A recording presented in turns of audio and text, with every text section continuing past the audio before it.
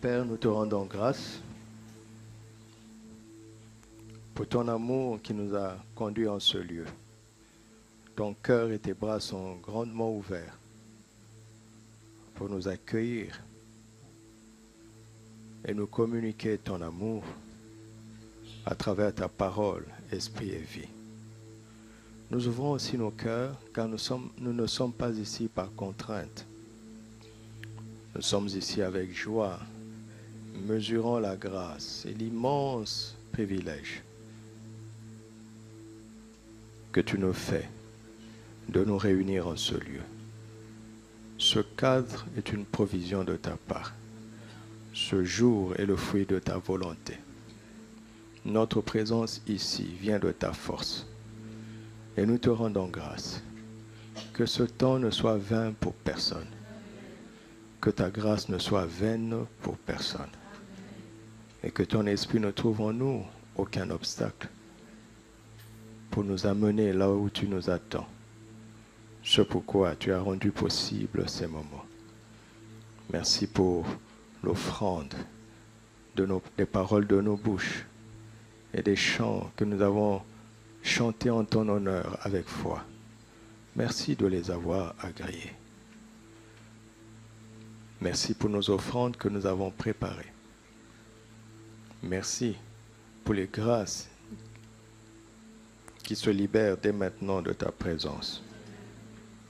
Merci pour les victoires, les résolutions, les repentances, les guérisons, les miracles qui seront suivis de grands témoignages à ta gloire. Nous savons que tu exauces toujours Jésus. Et comme nous nous approchons de toi au nom de Jésus, nous savons que tu nous exauces en ce matin. C'est pourquoi à l'avance, nous te disons merci de tout cœur.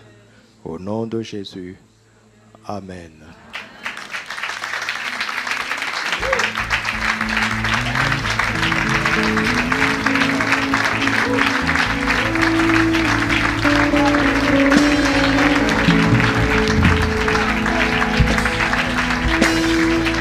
Gloire à Dieu notre Père.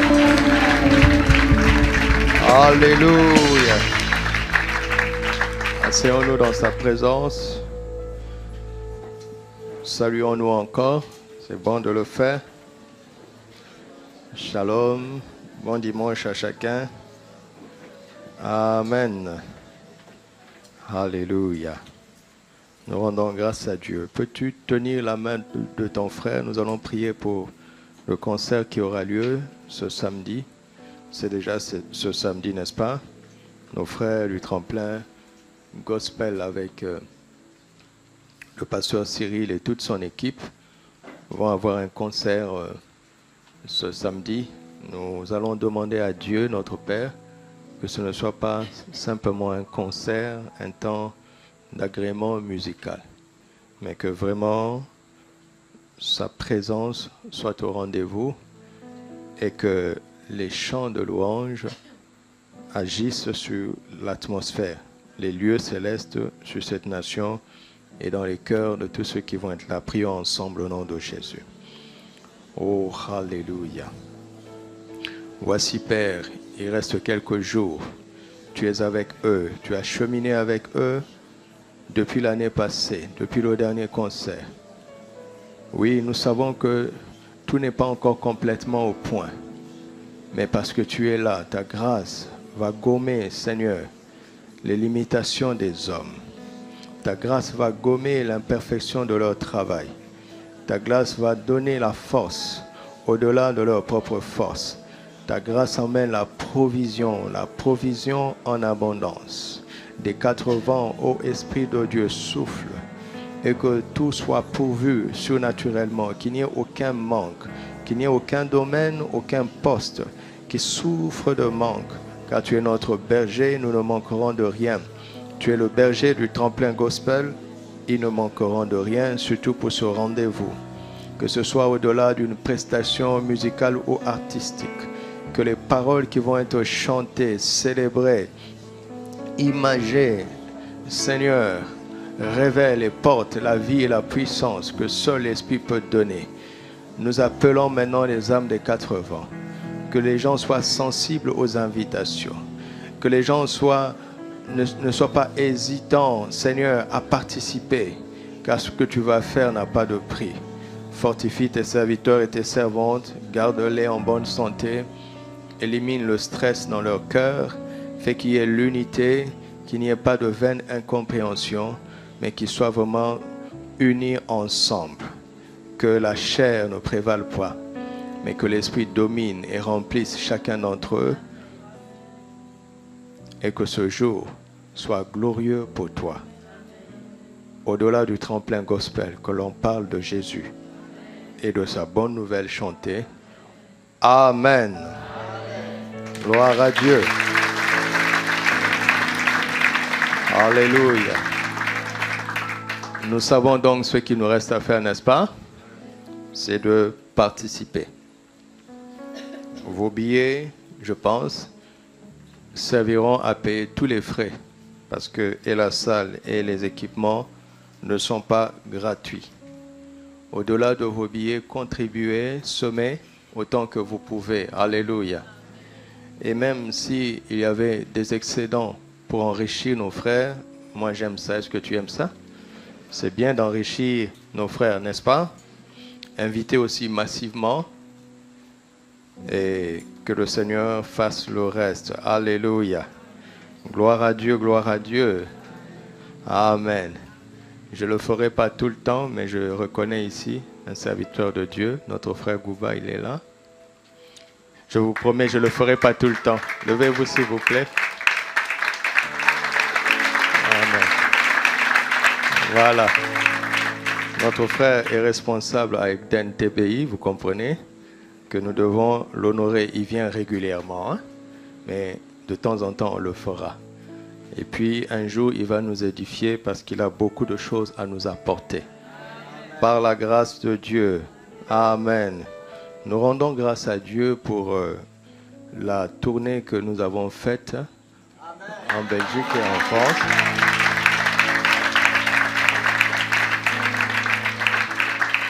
Nous lui remercions pour les portes qu'il a ouvertes. Les gens ont soif de la parole dans sa simplicité. Vraiment, nous avons vu la soif de la parole. Et nous bénissons le Seigneur pour ce qu'il nous donne ici et pour ce qu'il nous permet d'édifier aussi nos frères ailleurs. Et vraiment, nous saluons nos frères de Saveur Divine qui nous ont accueillis admirablement. Acclamons pour eux, s'il vous plaît.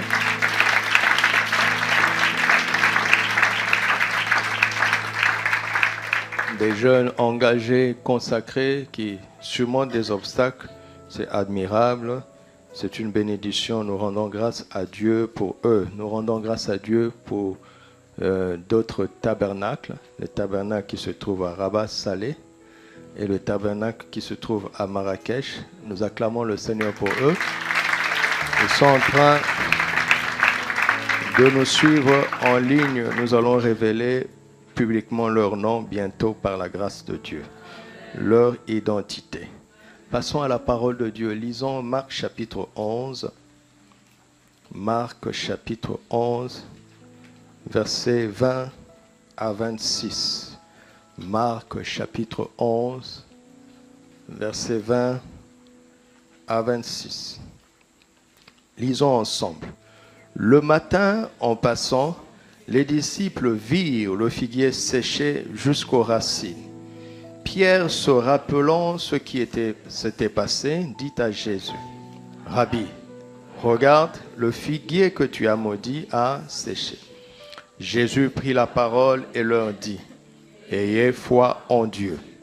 Je vous le dis en vérité, si quelqu'un dit à cette montagne, « Ôte-toi de là et jette-toi dans la mer », et s'il ne doute point dans son cœur, mais croit que ce qu'il dit arrive, il le verra s'accomplir. C'est pourquoi je vous le dis, tout ce que vous demanderez en priant, croyez que vous l'avez reçu, et lorsque vous êtes debout, faisant votre prière, si vous avez quelque chose contre quelqu'un, pardonnez, afin que votre Père, qui est dans les cieux vous pardonne aussi vos offenses. Mais si vous ne pardonnez pas, votre Père qui est dans les cieux ne vous pardonnera pas non plus. Amen. Vous voyez, nous avons tendance à nous arrêter à la fin du verset 23 lorsque nous considérons ce passage. Et pourtant, quand Jésus dit « c'est pourquoi je vous dis », il est en train de toucher au but. Tout ce qu'il a fait était pour atteindre ce but. Ésaïe chapitre 59, versets 1 et 2, puis les versets 19 à 21. Ésaïe 59. Non, la main de l'Éternel n'est pas trop courte pour sauver, ni son oreille trop dure pour entendre. Mais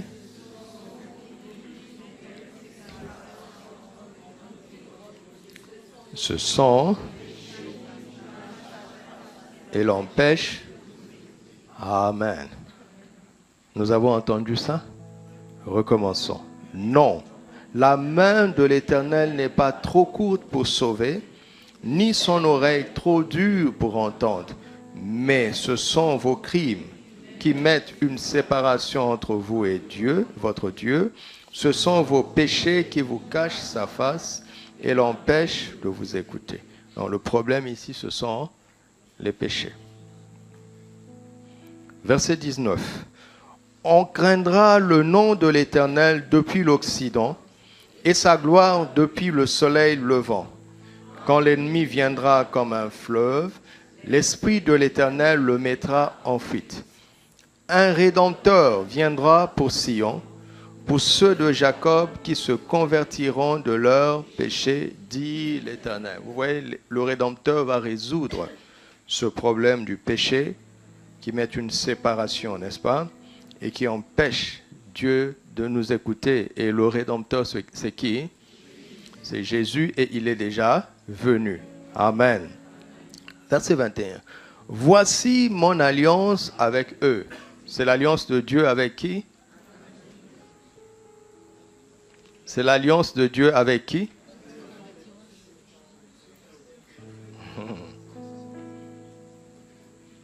Ne soyez pas passif quand un prédicateur lit la Bible. Il lit pour vous et pour lui-même. Parce que si tu es passif durant la lecture, tu vas avaler n'importe quoi. On va te dire ce qui n'est pas conforme à l'écriture et tu vas l'accepter. Ne soyez pas passif. Je suis étonné parfois de voir comment les chrétiens laissent le prédicateur lire et puis il dit, bon, on attend que tu parles. Ce n'est pas sage. Ce n'est pas sage. Regardez, Dieu peut faire tout ce qu'on lui demande. Mais à condition qu'il nous écoute, n'est-ce pas? Et qu'est-ce qui l'empêche de nous écouter? Ce sont nos péchés. Et un Rédempteur va venir pour résoudre ce problème-là. À l'issue de sa rédemption qui a déjà eu lieu à la croix, nous le savons, non? Il y a l'alliance, il y a une alliance. Alors il dit, verset 21, « Voici mon alliance avec eux. » C'est l'alliance de Dieu. N'est-ce pas? Avec qui? Dans le langage du Nouveau Testament, c'est qui? C'est la nouvelle créature. C'est la nouvelle créature. Voici son alliance avec nous, qui avons cru en la rédemption, l'œuvre rédemptrice, l'œuvre accomplie et achevée de Christ. Nous y avons cru, oui ou non? Alors Dieu prend l'engagement de conclure une alliance avec nous. Et de quoi est faite cette alliance? Lisons, verset 21. « Voici mon alliance avec eux, dit l'Éternel. Mon esprit et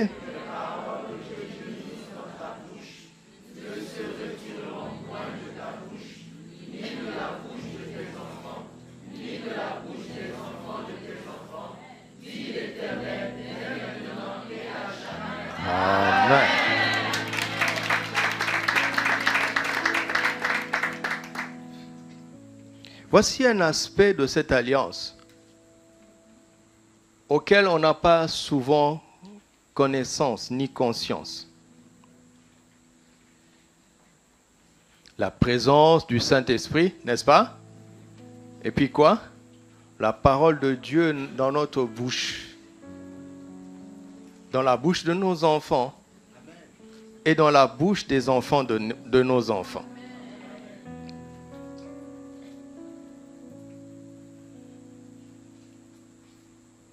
Ça, c'est une découverte, ça. Toi, tu es un expert de la Bible, c'est ton problème. Pour moi, c'est une découverte. Je dis, quoi, Seigneur? Ton esprit en nous, oui, je le sais. Mais ta parole, elle ne se retirera point de notre bouche. Waouh! Vous savez, ce qui sauve, c'est la parole de Dieu. Dans nos bouches. Et il a mis ces paroles dans nos bouches afin que nous soyons rassasiés des biens que nous proclamons. N'est-ce pas? Et il a mis en place une alliance, un système qui fera que ces paroles ne se retireront point de nos bouches. Il a fait en sorte que l'on parle toujours sa parole pour ne jamais être perdu. Pour toujours être rassasié. Il a fait en sorte. Regardez combien ils sont tombés dans le désert. Ils ont été libérés de manière spectaculaire en Égypte.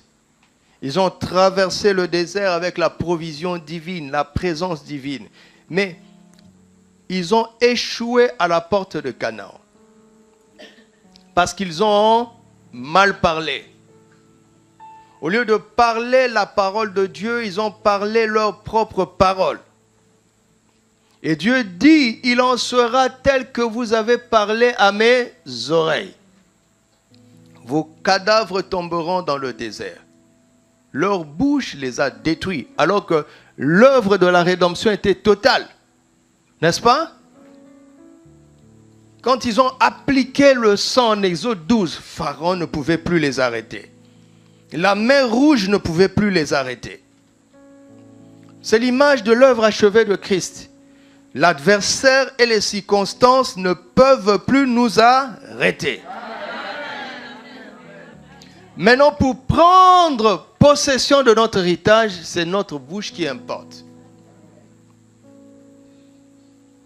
Ils ont mal parlé, leurs cadavres sont tombés dans le désert. Même leur chef Moïse a mal parlé et il a été disqualifié. Il a mal agi, certes. Dieu lui a dit de parler au rocher, n'est-ce pas? Dieu lui a donné la parole de vie, la parole de victoire, la parole de solution. Mais regardez comment Moïse parle avant de frapper 2 fois le rocher. Il a parlé. Il n'a pas seulement frappé. Il n'aurait pas dû frapper, d'accord? Mais avant ça, il a parlé. Et Moïse leur dit, écoutez donc, rebelles, est-ce de ce rocher que nous vous ferons sortir de l'eau? Puis Moïse leva la main et frappa 2 fois le rocher. Nos actions suivront toujours les paroles de nos bouches. Si nous parlons la parole de Dieu, nous aurons des actions divines. C'est très important, c'est très important. Même la science le prouve. À un niveau superficiel, mais la science est maintenant d'accord avec ça.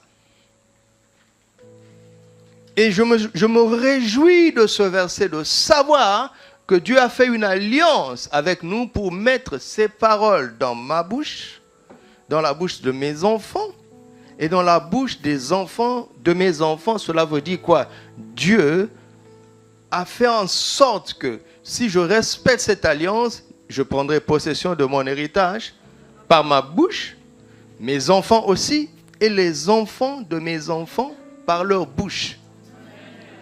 Pourquoi? parce que nous dirons la parole de Dieu qu'il a mise sur nos bouches. Alléluia. Alléluia. Dieu a fait une alliance pour cela.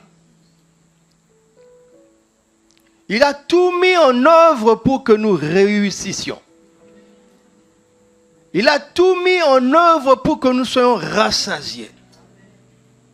Il a tout mis en œuvre pour que nous soyons remplis de vie. Par ses paroles dans nos bouches.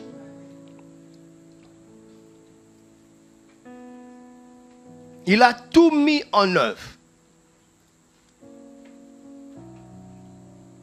Nous devons donc nous discipliner à ne parler que ses paroles. Et la victoire est garantie. Et le succès est garanti. Et l'abondance est garantie. Pour nous, pour nos enfants et les enfants de nos enfants. Dès maintenant et à jamais. Merveilleux Seigneur. Alors un jour, Jésus va faire un cas pratique. Parce que Dieu est constant. N'est-ce pas? Il est le même comment?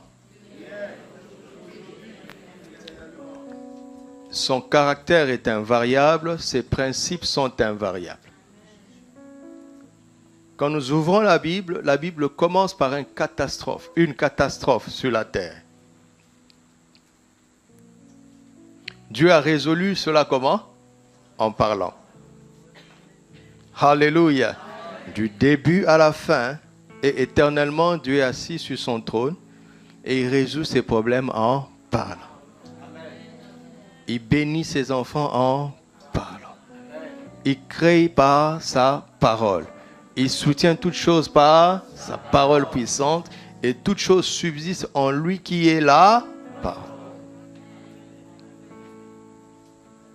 C'est une qualité familiale parce qu'il est maintenant Dieu notre Père. C'est un trait de caractère familial.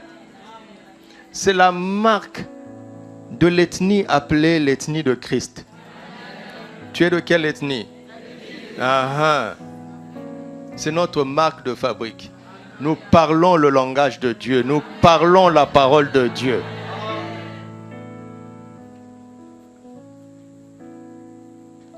Les enfants parlent la langue de qui? Un papa camerounais qui épouse une maman haïtienne et qui vit au Japon. L'enfant né et grandit au Japon, il parlera quoi? Japonais. Si les parents parlent japonais à la maison aussi. Mais si les parents ne parlent pas japonais à la maison, l'enfant parlera la langue maternelle à la maison et au dehors, il parlera le japonais parce que les enfants apprennent facilement. Mais l'enfant aura un double langage. Il faut que papa et maman parlent le même langage. La langue de Dieu. C'est la parole de Dieu.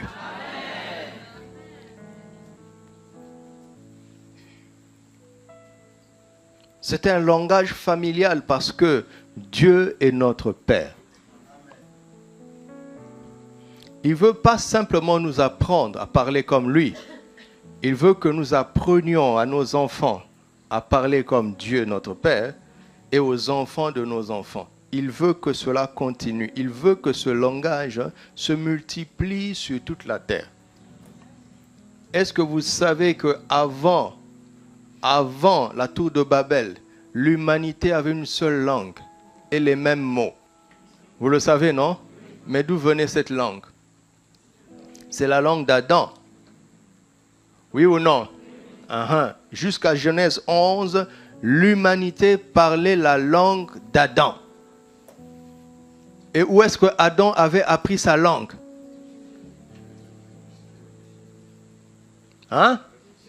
De Dieu. Donc il y avait un langage divin sur la terre que l'homme n'avait pas perdu malgré le péché. Et regardez la puissance de ce langage. c'est que quand ils ont résolu de bâtir une tour qui monte au ciel, Dieu a dû descendre parce qu'il sait qu'ils allaient y arriver.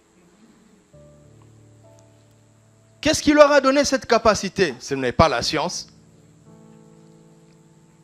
Puisque Dieu dit, descendons et confondons quoi, hein? Leur langage. Ce n'est pas la science. La science d'aujourd'hui est incapable de bâtir une telle tour. Parce que la force de l'homme se trouve sur sa langue. Si tu parles le divin, tu auras des résultats divins. Si tu parles diabolique, tu auras des résultats diaboliques.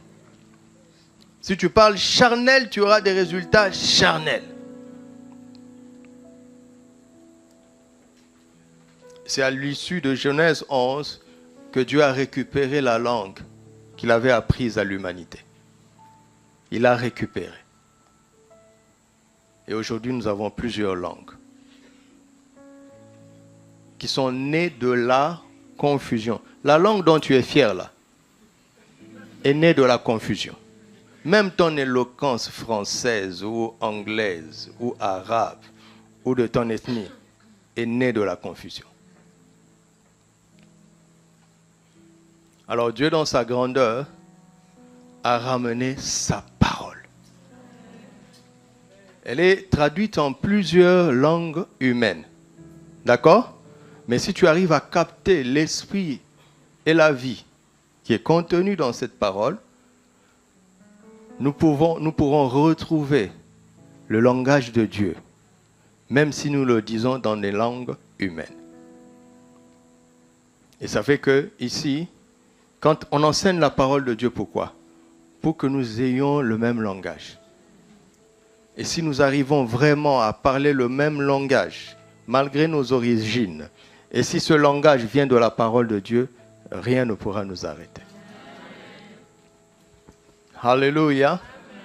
Rien ne pourra nous arrêter.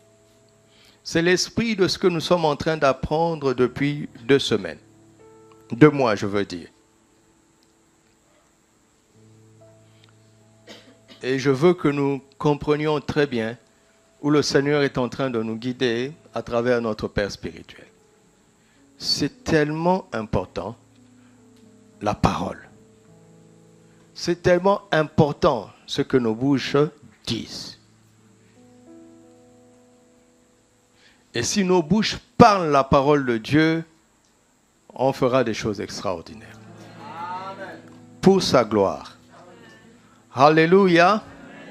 Alors, écoute le message de ce soir pour toi-même, pour tes enfants présents et à venir, et pour les enfants de tes enfants présents et à venir. Dieu est en train de parler ce matin à 3 générations en même temps.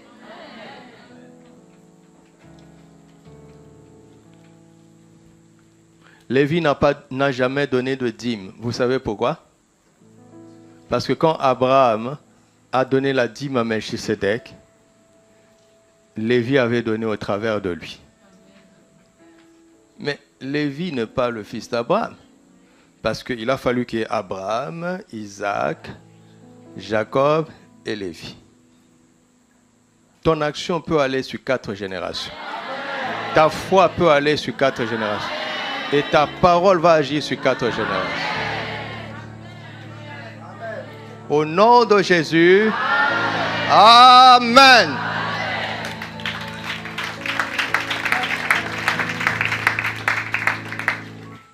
La parole de Dieu dans nos bouches. 2 points. Avant, pendant et après. La parole de Dieu dans nos bouches. Avant, pendant et après. Tel est le message que nous allons partager simplement ce matin.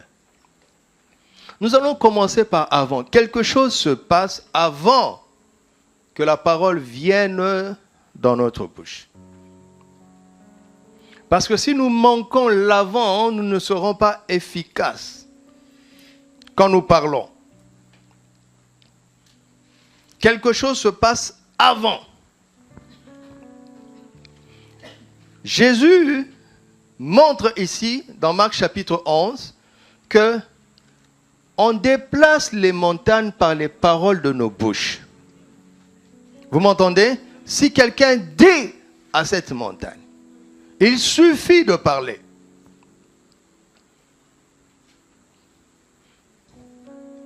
Il suffit de parler, j'ai dit.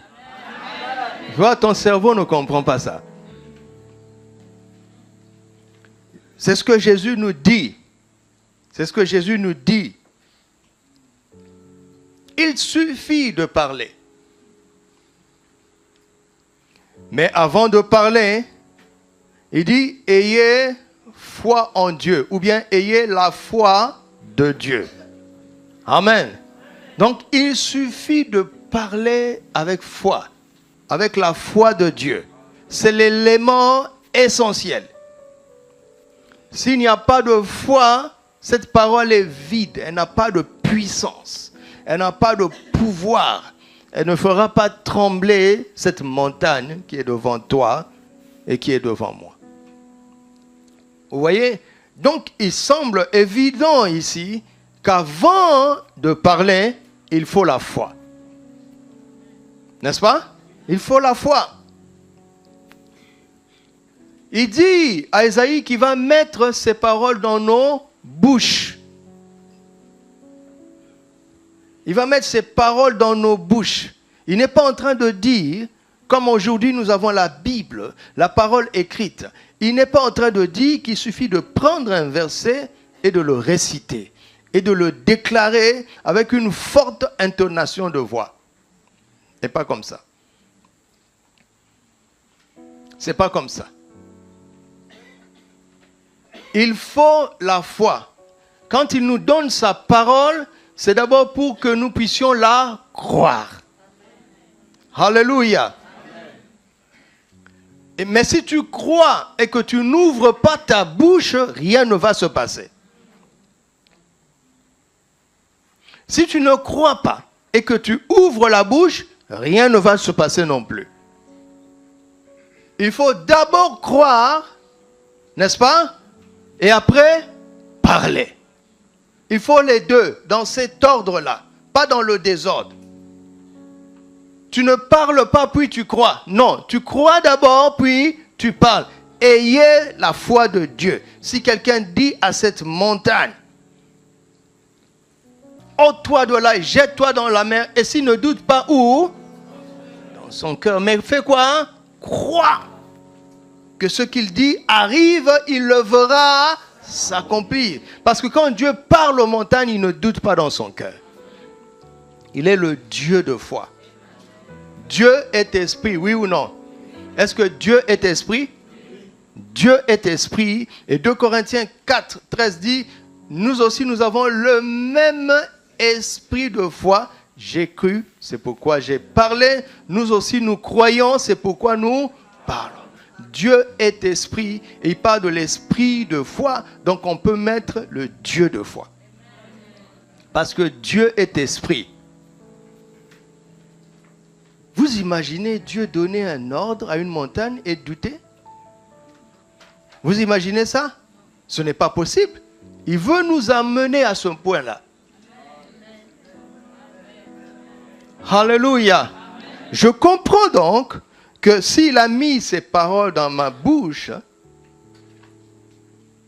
il veut d'abord que ces paroles entrent dans mon cœur. Dans mon cœur. Car c'est de l'abondance du cœur que la bouche...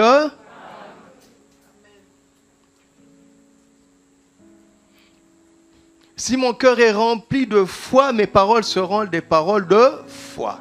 Et donc, elles seront nécessairement efficaces. Or, la foi vient de quoi? C'est là où je voulais vous emmener. Avant, ces paroles dans nos bouches, il faut qu'on les entende d'abord. Il faut qu'on les entende. Parce que la foi vient de ce qu'on entend. Et ce qu'on entend vient de la parole de Christ. Alléluia. La foi vient de ce qu'on entend. Qu'est-ce que Dieu fait? Quand il nous parle, il veut que sa parole pénètre notre cœur et qu'elle nous donne la foi et qu'elle remplisse nos cœurs de sa foi. Si nos cœurs sont remplis de foi, alors nos bouches parleront la parole de foi. Cette parole remplissant nos cœurs sortira naturellement de nos bouches. Elle parlera et nous parlerons avec efficacité comme Dieu lui-même, parce que ce que nous déclarons sont les paroles de Dieu avec la foi de Dieu.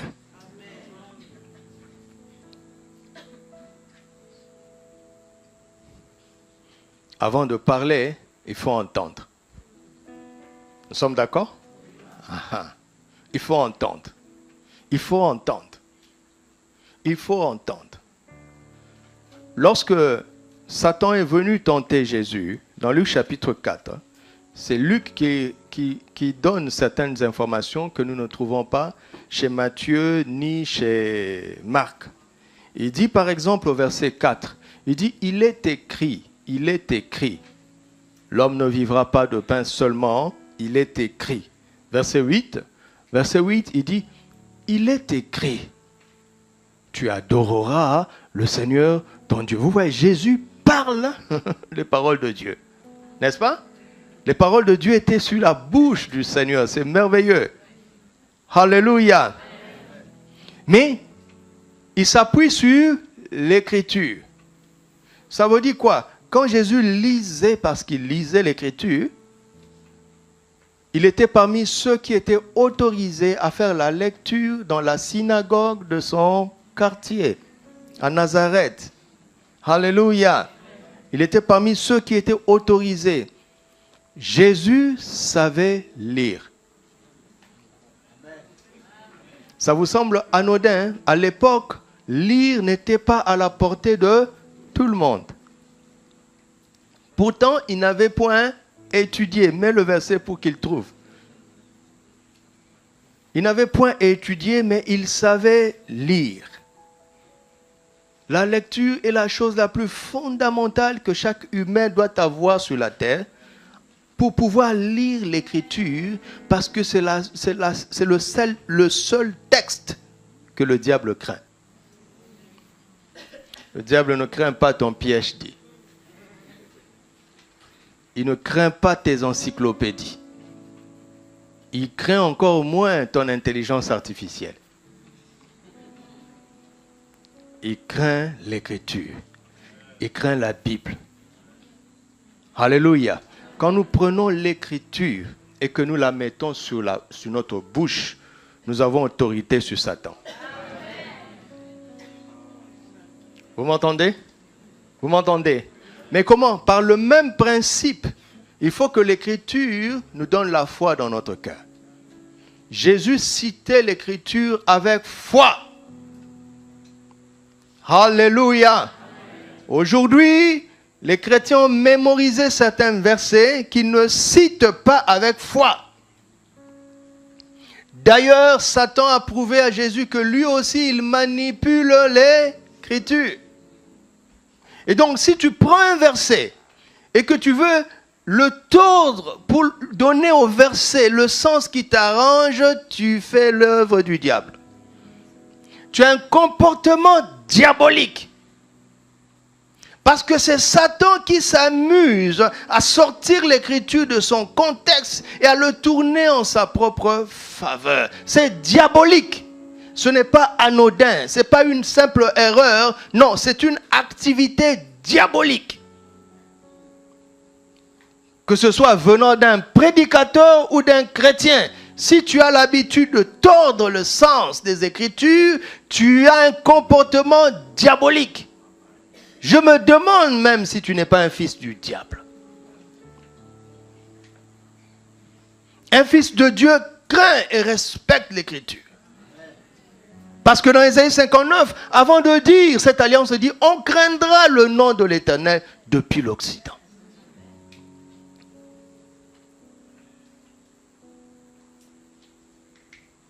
Il est écrit.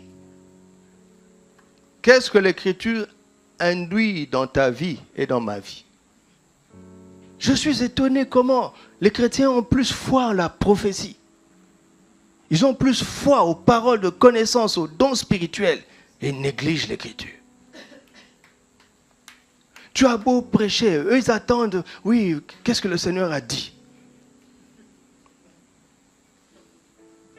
Alors que si tu valorisais l'écriture, tu n'as pas besoin d'attendre le dimanche. Ouvre ta Bible et Dieu ouvre sa bouche. Il est écrit, et au verset 12, il dit, regardez, Jésus dit, il est comment? Dit. Ça, c'est la parole parlée.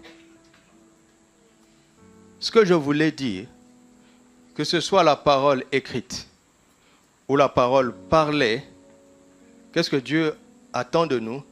Il attend qu'on l'entende pour qu'on ait la foi. Ça peut venir d'un prédicateur, donc la parole dite.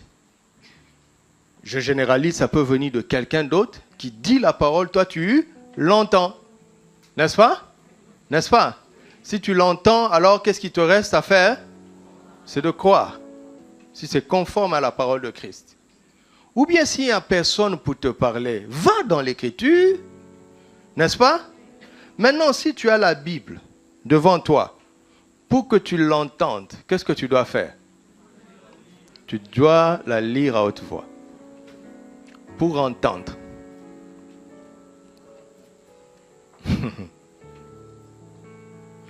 Vous savez, on échoue à cause des choses simples. On ne médite pas silencieusement. Si nous comprenions l'hébreu, quand Dieu a dit à Josué que ce livre de la loi ne s'éloigne point de ta bouche, médite-le jour et nuit, médite là ne veut pas dire cogiter silencieusement. Ne lis jamais un verset biblique silencieusement. Ton texte de méditation, lis de manière entendante. Je ne te demande pas de crier. D'accord?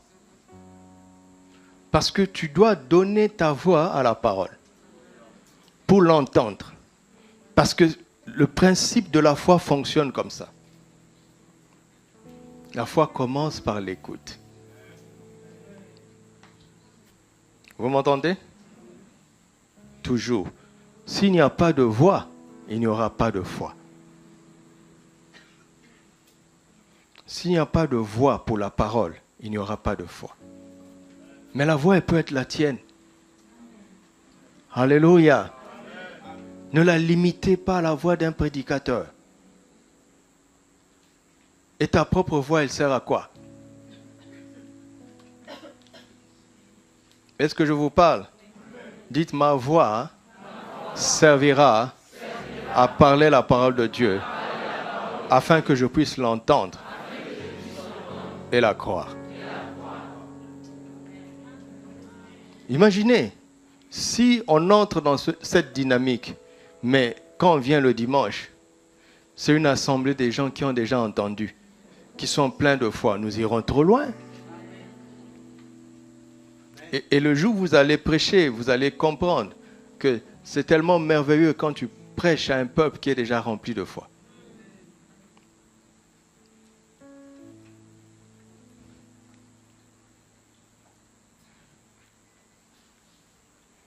La foi vient de ce qu'on entend.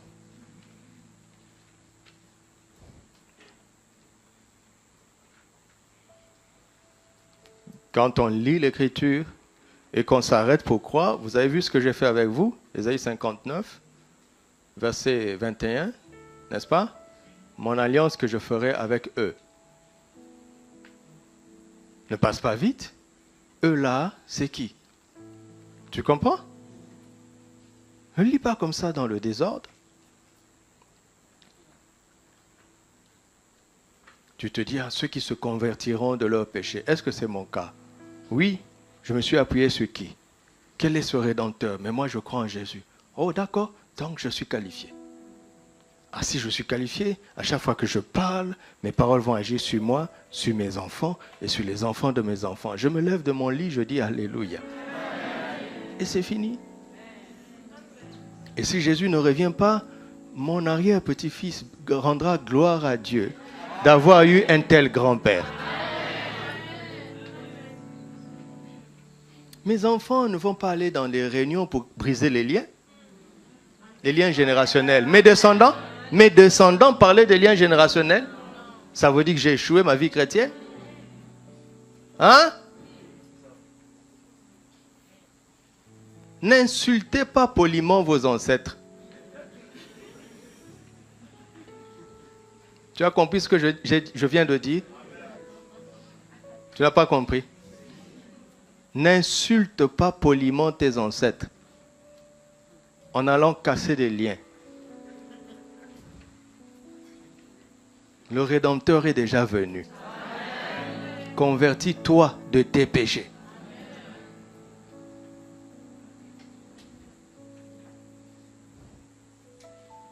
Alléluia. Donc la foi vient de ce qu'on entend, de la parole de Christ. Qu'elle vienne de l'écriture ou bien qu'elle vienne de la prédication. Romains 8, 10, n'est-ce pas? La parole est près de toi, de ta bouche et de ton cœur. C'est la parole de foi que nous prêchons. Si un prédicateur ne prêche pas la foi, le peuple n'aura pas la foi. Ce n'est pas parce qu'il prêche que tu auras la foi. Tu m'entends? Tu es allé à un endroit où on prêche la Bible. Hein? Ce n'est pas parce qu'on prêche la Bible que ceux qui écoutent auront la foi. Il faut qu'on prêche la foi. Le prédicateur doit avoir cru avant de parler. Et quand il parlera dans la foi. Et ceux qui écouteront recevront la foi. Parce que la foi vient de ce qu'on entend.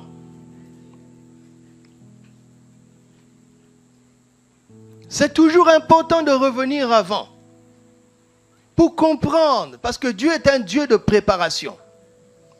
C'est un Dieu de fondation.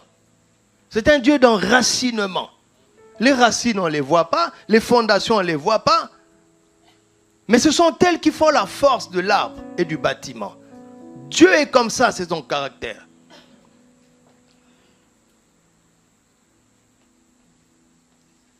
Alors, la parabole des paraboles, c'est quelle parabole? La parabole du semeur. Jésus va nous aider en peu de mots pour nous montrer qu'est-ce qui fait que la parole de Dieu n'a pas d'efficacité dans nos vies. La parole qui a pourtant transformé l'univers a du mal à transformer des individus. C'est étrange, n'est-ce pas? Regardez, Matthieu 13, commençons au verset 18.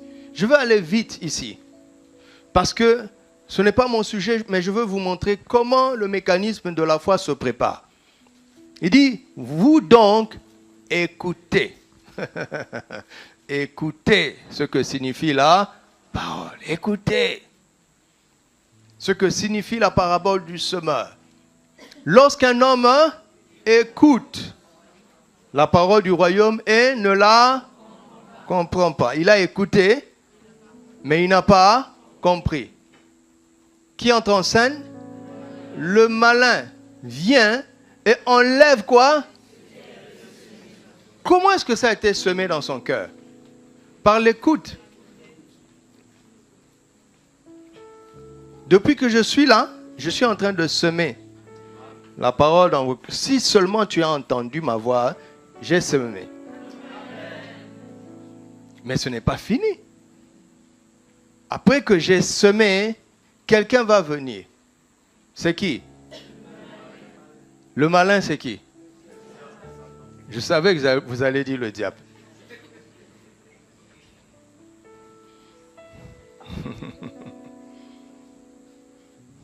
Je savais que vous allez dire le diable. Ce n'est pas que le diable. Le malin, c'est le malin.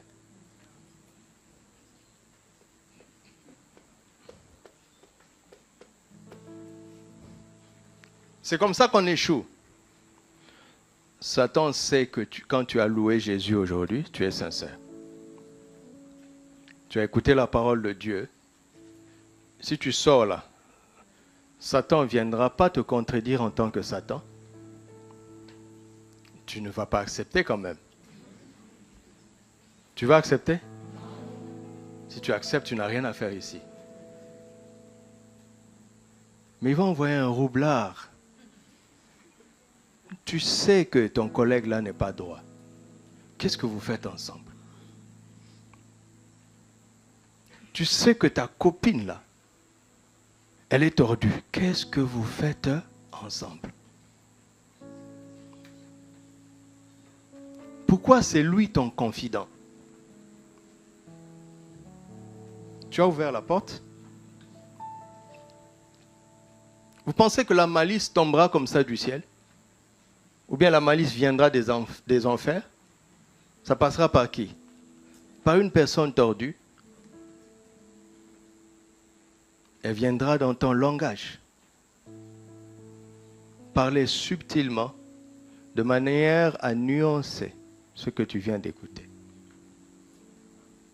Il va nuancer, il ne va pas contredire. Il va nuancer, diluer.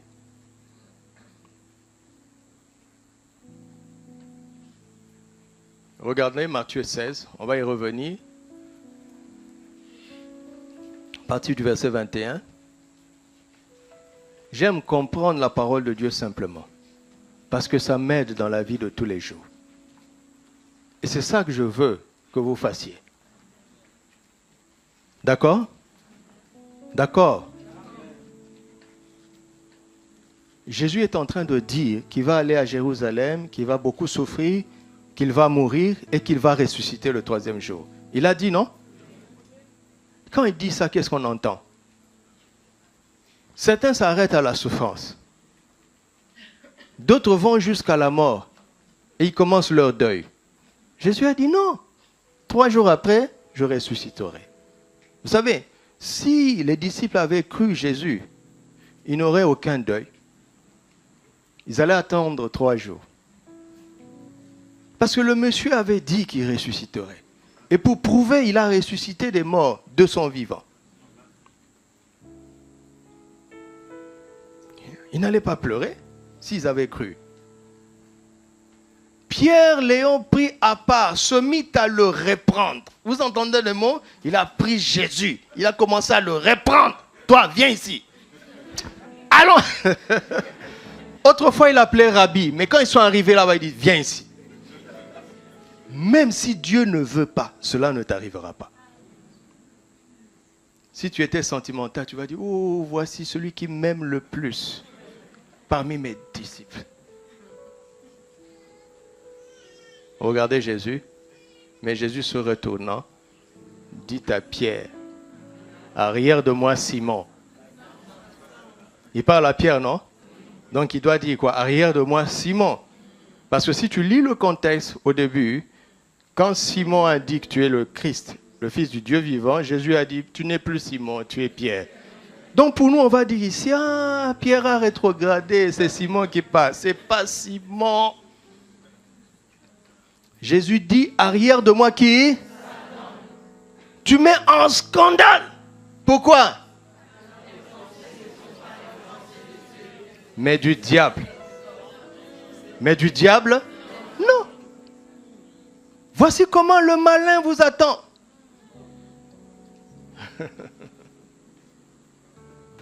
Le malin nous attend comme ça tous les jours. Donc tu dois soigner ton environnement. Tu dois soigner ton entourage. Tu dois sélectionner les gens qui ont accès à toi. Il faut être en contact avec des gens qui sont en contact avec le Saint-Esprit. Parce que toi-même, tu es en contact avec le Saint-Esprit. Et à chaque fois que tu es avec lui, vous êtes doublement en contact avec le Saint-Esprit. Mais si tu es en contact avec le Saint-Esprit et que tu t'attaches avec quelqu'un qui est en contact avec le diable, tu es vulnérable. Satan a trouvé un moyen de diluer ce que tu as écouté.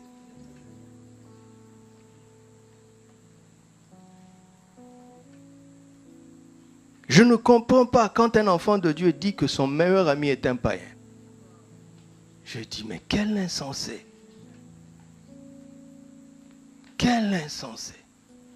Dans chaque pays qui se respecte, quand un officier de l'armée veut épouser un étranger, mais il est soumis à des enquêtes, Parce que tu détiens les secrets de la sécurité de l'État. Et tu vas t'allier avec une étrangère. Le jour où le pays de ta femme ou de ton mari sera en conflit avec notre pays, ça devient facile. Sur l'oreiller, tu vas livrer les secrets. C'est comme ça que Rahab connaissait les secrets de Jéricho.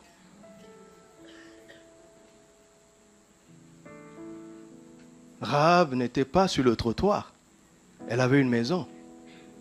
C'était une prostituée de luxe, comme on appelle. Comment est-ce que la prostitution peut être de luxe? Je ne comprends pas. Regarde comment les gens sont insensés. C'est comme tu disais, c'est un port de luxe. Mais malheureusement, c'est comme ça. Donc quand les généraux venaient, ils disaient, oh, on est découragés. Tu vois la muraille, tu sais pourquoi on s'est barricadé là? Parce qu'on a peur du peuple. Ah bah dire, bon, je pensais qu'ils étaient forts. Ils font une parade militaire, hein, mais ils ont peur.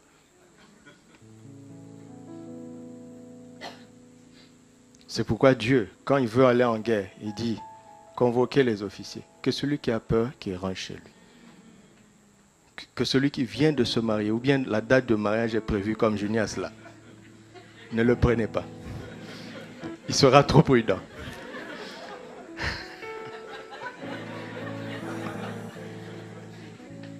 Que Dieu bénisse le jour qui arrive. Vous comprenez? Si on respecte l'Écriture, vous allez arriver là où je suis.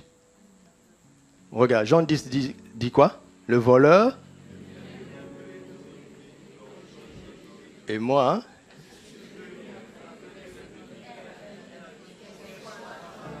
qui parle? Il met en opposition deux personnes.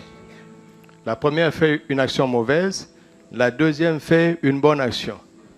Commençons par celui qui fait la bonne action, c'est qui? Non. Jésus ne donne pas la vie en abondance à tous les chrétiens. Vous êtes choqués, hein?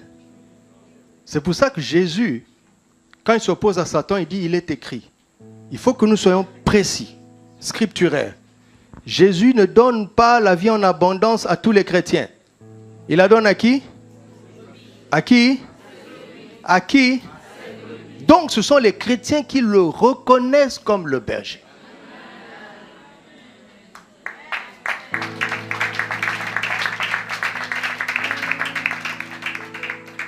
Et pour dérober, égorger, détruire, le diable passe par qui? Par qui? Par le voleur. Vous avez lu Satan là?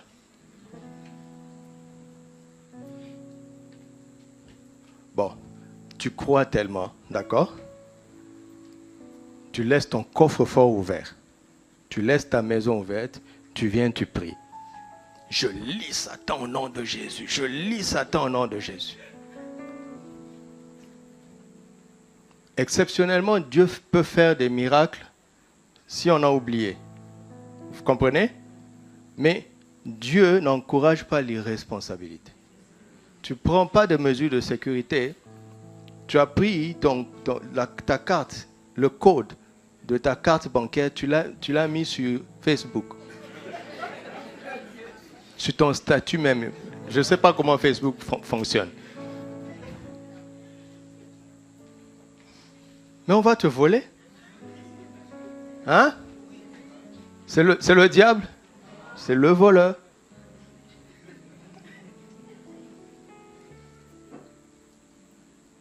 Tu comprends? Bien sûr que c'est le diable. Bien sûr que c'est Jésus. Mais par quel moyen? L'abondance en le reconnaissant comme berger. D'accord? La protection en ayant du discernement. Il y a certainement un voleur autour de toi. Il est en train de chercher à attirer ta confiance. Il est inspiré consciemment ou non par le diable. Parfois, les gens ne savent pas. Les gens ne savent pas. Quelqu'un peut te faire du mal. Après, il regrette. Il a été fragile à un moment donné. Et comme il a accès à toi, Satan est passé par lui. C'est pourquoi il faut toujours pardonner, d'accord? Et le pardon devient d'autant plus facile quand tu comprends que, mais non, Pierre, tu ne peux pas me parler comme ça. Arrière de moi, Satan. Pierre lui-même est choqué. Il dit, oh. Et Jésus explique, tu mets en scandale, pourquoi? Tes pensées ne sont pas les pensées de Dieu, mais de l'homme. Mais Pierre dit, mais Seigneur, je suis un homme. Est-ce une faute pour un homme de penser comme un homme? Oui, s'il est un enfant de Dieu. Depuis que tu es né de nouveau, Dieu ne veut plus que tu penses comme un homme. Il ne veut plus que tu marches comme un homme. Il ne veut plus que tu parles comme un homme.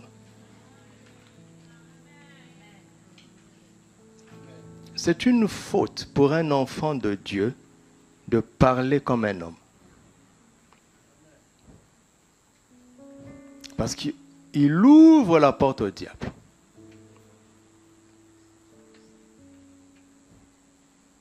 Vous m'entendez? Alléluia. Ça, c'était une parenthèse. On est dans Matthieu 13. Le malin vient quand le malin agit efficacement. Donc, c'est certainement le diable. À travers la ruse, ça peut passer par un humain, ça peut passer par un système, ça peut passer par beaucoup de choses. D'accord? D'accord? Mais ce n'est pas ça le plus important. Je ne veux pas que vous soyez conscient du diable et que vous deveniez méfiant partout. Oh, est-ce que mon ami là, est-ce qu'il est vraiment? Est-ce que ce frère-là? Non, ce n'est pas mon intention. Je veux juste vous éveiller. Moi qui vous parle, j'ai pris beaucoup de coups dans la vie par des gens que j'aimais. Des frères en Christ. Certains sont des pasteurs. Mais c'était ma faute. J'étais naïf. S'il y a quelqu'un à condamner dans cette affaire, c'est moi. Vous comprenez? Alors, le malin agit avec succès quand on a écouté et qu'on n'a pas compris. Vous avez vu? Vous avez vu? C'est pour ça que papa prend ce temps-là. C'est difficile pour lui de prêcher pendant moins de 2 heures. Parce qu'il sait que s'il parle, et qu'on n'a pas compris, c'est une réunion de plus. La compréhension est capitale. Il ne suffit pas d'écouter. Alléluia. Il ne suffit pas d'écouter. Il faut être sûr d'avoir compris. Je viens de recevoir un témoignage sur mon téléphone. La soeur a envoyé à maman. Maman me l'a transféré. Juste quand je suis arrivé. La soeur était à Paris. Quand j'ai enseigné, j'ai dit quelque chose. Et hier, elle s'est retrouvée dans une situation où elle s'est souvenue de cette parole. Elle a mis ça en pratique. Elle a gagné une âme. Elle a eu une victoire particulière. Parce qu'elle s'est souvenue. Et puis elle dit dans son témoignage, ah, j'ai compris que quand elle a dit ça, je devais faire ceci. Oui, j'ai compris. J'ai compris. Pas seulement j'ai écouté. Regarde ce que je fais avec vous. Je dis, le malin, c'est qui? Rapidement, tu vas vers le diable. Satan est content. Satan est content. Il n'a pas compris. Il est familier avec des gens gauches, des gens tordus. On a déjà réussi. Laissez-le tranquille. Il n'a pas besoin de malédiction. On va envoyer une pensée humaine. Vous allez voir, lui-même, il va diluer la parole de Dieu qu'il vient d'entendre. Il faut comprendre. Si tu écoutes et que tu ne comprends pas, le malin sait qui peut arriver à t'arrêter. Je suis avant de parler, n'est-ce pas? Vous avez vu le chemin? Avant de parler, il faut entendre, parce que c'est en entendant qu'on a la foi. Mais ici, il écoute et il ne comprend pas. Verset suivant. Allons vite. Celui qui a reçu la semence dans les endroits pierreux, c'est celui qui... On ne dit pas écoute. N'est-ce pas? Il entend et... Arrêtons-nous d'abord là-bas. Vous voyez que celui qui n'a pas compris, il ne reçoit pas. Celui qui a écouté et qui n'a pas compris, il ne reçoit pas. Ça veut dire qu'au-delà du son, il y a des réalités, il y a des vérités que tu dois lambaner, que tu dois saisir, que tu dois recevoir. Et le verbe lambano, qui est traduit par recevoir, c'est simplement prendre. Vous m'entendez? Quand tu dis je reçois, en fait, tu dois dire je prends. Mais pour arriver, quand quelqu'un te dit un son, tu comprends? Il te dit un son. Pour dire que je prends, ça veut dire que pour toi, le son est devenu tangible. Parce que pour prendre, il faut que ça soit tangible. Reçoit peut être théorique, pas prendre. Prendre n'est jamais théorique. Lambano on veut simplement dire prendre. Comment est-ce que je peux partir d'un son et prendre? Je comprends le mécanisme. Je comprends les réalités spirituelles. Je comprends la vérité de Dieu.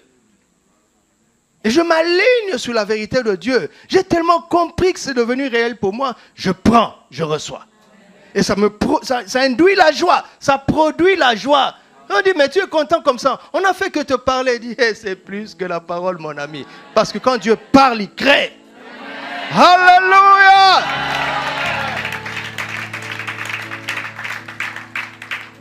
Un dimanche, je suis sorti ici. Le propriétaire m'a appelé. Il m'a dit, viens ici. Mon ami, viens ici. Qu'est-ce que tu leur fais? Tout le monde est rayonnant quand il sort là. Qu'est-ce que tu leur fais? Je ris seulement. Je dis, c'est la parole de Dieu. Il ne peut pas comprendre. Pour le moment.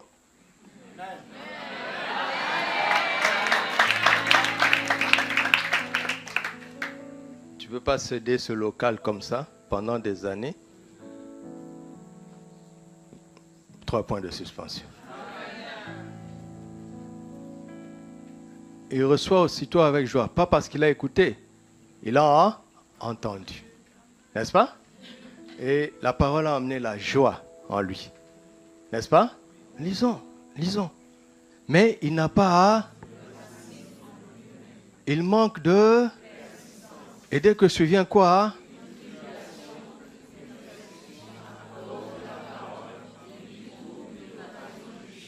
Il n'a pas compris que les problèmes qui sont arrivés, c'est à cause de la parole. Il n'a pas compris. Il a entendu. D'accord? Mais il n'a pas compris beaucoup de choses. Continuons, puisque je veux aller vite. Celui qui a reçu la semence parmi les épines, c'est celui qui... Il a entendu. On ne dit plus écoute. Mais en qui les soucis du siècle fait quoi? Et la rende. C'est-à-dire qu'il a pris la parole et il a gardé les autres choses dans son cœur. Il les mélange.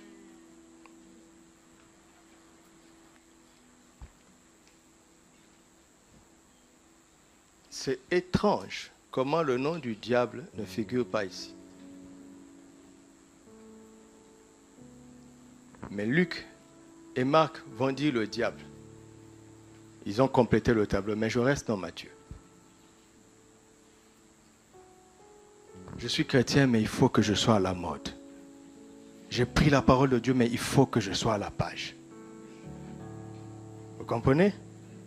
Dès que tu penses comme ça, Satan Dieu demande, laissez-le tranquille. On a beaucoup de travail, allez ailleurs. Il va s'auto-détruire lui-même.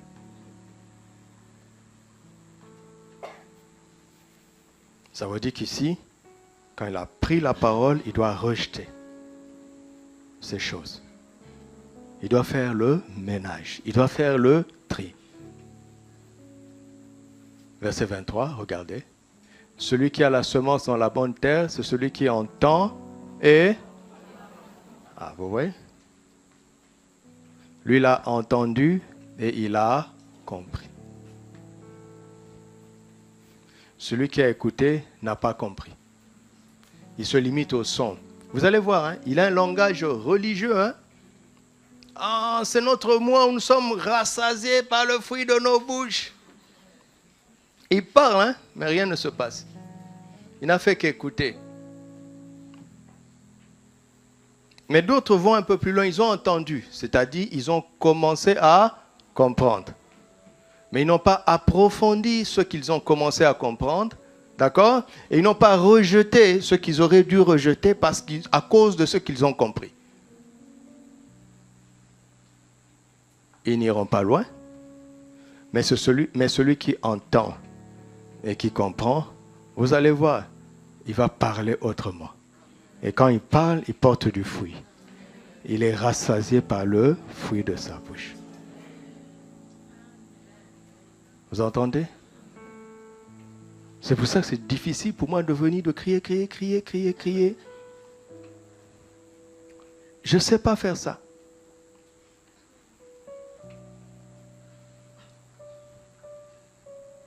On sera simplement excité, mais il n'y aura rien après. Ou bien il y aura peu de fruits. Il faut prendre le temps de suivre la parole, d'entendre la voix du bon berger et d'être sûr d'avoir compris ce qu'il voulait vraiment nous dire. Et quand on a compris, on fait les choix en conséquence. En conséquence, mes amis. Ce n'est pas une formule magique. Vous m'entendez? Et donc, une telle personne qui a compris, quand elle ouvre la bouche pour parler, c'est différent. Alléluia. Donc, avant les paroles de Dieu dans nos bouches, il faut qu'on entende. Ça nous donne la foi. Et on approfondit ce qu'on a entendu. On s'enracine dans ce qu'on a entendu. On va comprendre mieux que ce qu'on avait commencé à comprendre. Et quand on commence à comprendre, on montre à Dieu qu'on est d'accord avec lui. On fait des choix qui conviennent à ceux qui ont dit Amen à Jésus. On fait des choix.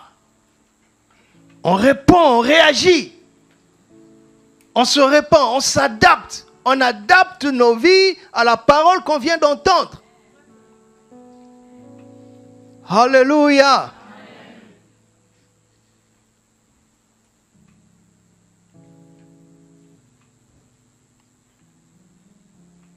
J'étais une fois dans la voiture avec Azaf et une personne âgée. Et cette personne âgée lui a dit, tu sais, moi j'arrive pas à lire parce que mes yeux sont foutus. Azaf lui a dit, on ne dit pas ça. Deuxième génération. Il dit, on ne dit pas ça. J'étais au Burkina et mon beau-frère m'a prêté sa voiture pour faire des courses. J'ai pris Azaf. On t'a prêté la voiture, je ne sais pas où se trouvent les papiers. La police nous arrête. Je lui dis, monsieur, est-ce que j'ai fait quelque chose? Il dit, non, contrôle de routine. Montrez les papiers de la voiture, s'il vous plaît. Alors là, j'ai commencé à chercher parce que, bon, je ne m'étais pas posé la question. Et Azaf se tourne et dit, monsieur le policier, est-ce que vous connaissez Dieu? Moi, je suis occupé à faire à chercher parce que je ne trouve pas. Il lui a dit, pardon, Azaf dit, monsieur le policier, est-ce que vous connaissez Dieu? Maintenant, le policier me regarde, il dit quoi? J'ai dit, monsieur le policier, il vous a demandé si vous connaissez Dieu. Le policier m'a dit, ok, au revoir.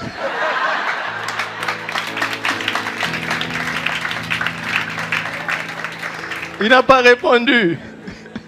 Voilà, Dieu a parlé dans la bouche de la deuxième génération. Mais je me suis arrêté quand même pour trouver les papiers parce qu'on ne sait jamais.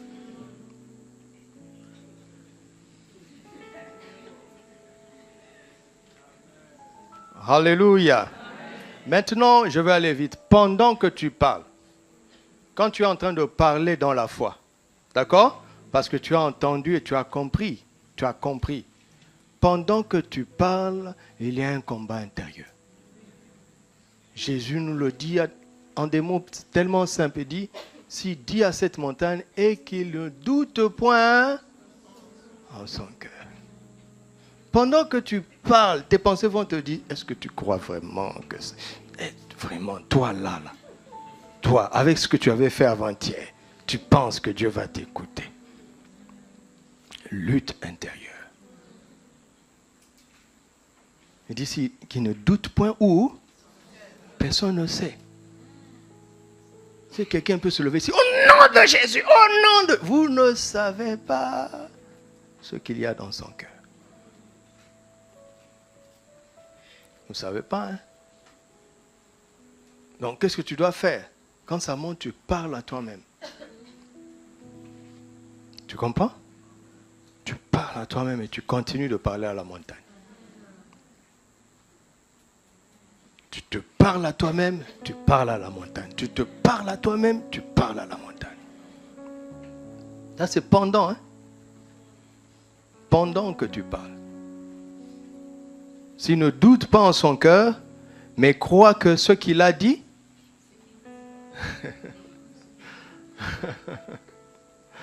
Alléluia. Vous êtes fatigué? Je suis revenu pour 2 heures. Je suis fils de mon père.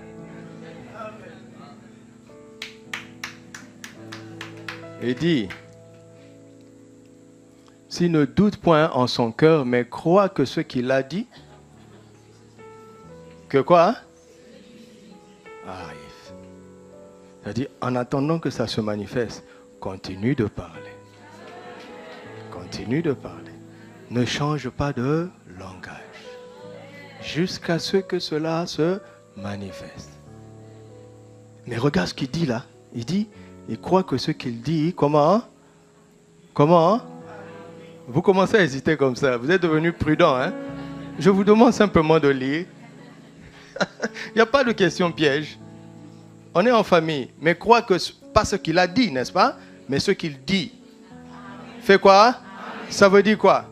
C'est en route.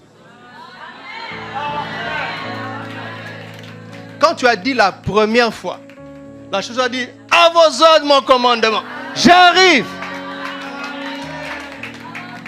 Maintenant, le doute vient. Si tu cèdes, le train s'arrête. Si tu continues à parler, le train avance. Si tu cèdes, le train s'arrête. Tu continues à parler, le train avance. Parce que ça arrive, ça arrive, ça arrive. Donc continue de... Ne change pas de langage.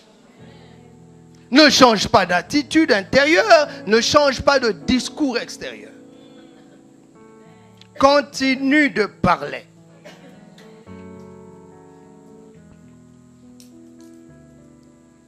Alors tu le verras. Regardez l'honnêteté de Jésus. Regardez l'honnêteté de Jésus.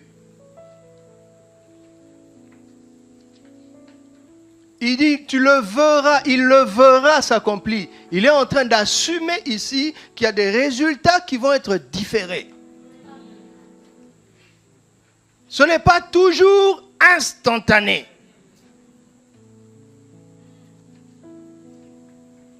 Si ça tarde, attends-la, car elle s'accomplira, et elle s'accomplira comment? Ne te décourage pas. Ne baisse pas les bras. Ne change pas de langage.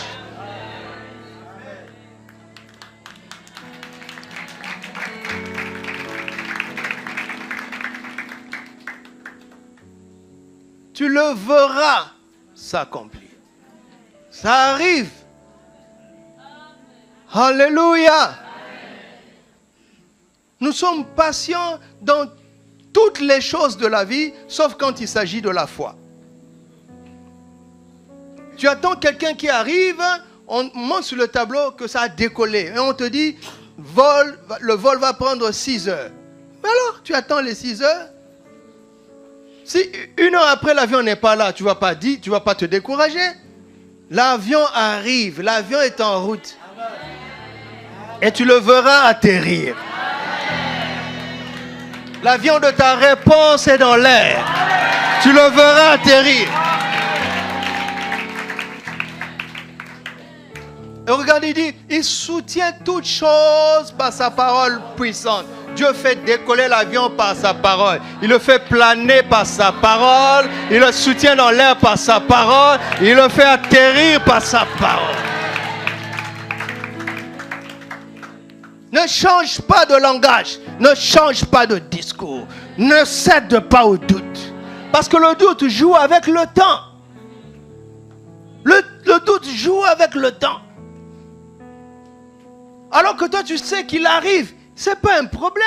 Ce n'est pas manifesté, ce n'est pas grave. Il arrive. Et il est bon qu'il arrive à maturité.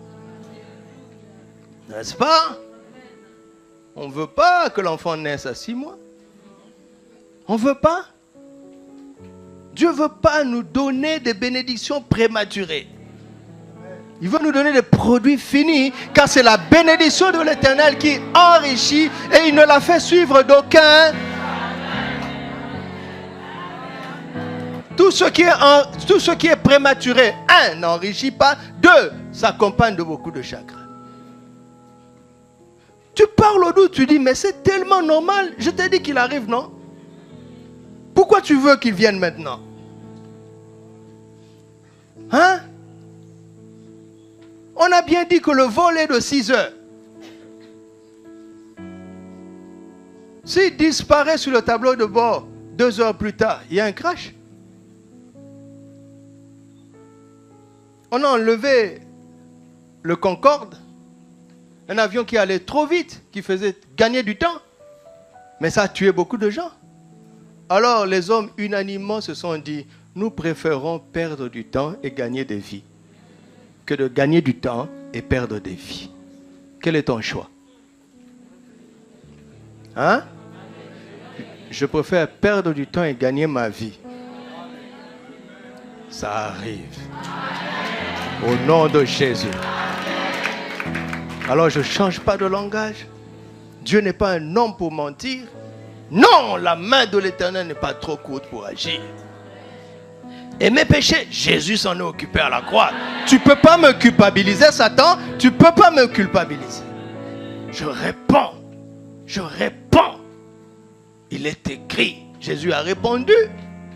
Si tu es vraiment fils de Dieu, Jésus dit, il est écrit. Tu ne vas pas me faire douter. Mon Père a déjà parlé. En attendant, je me concentre sur ce qui est écrit. Et je dis ce qui est écrit. Je dis ce qu'il a dit. Alléluia. Ça, c'est pendant que tu parles.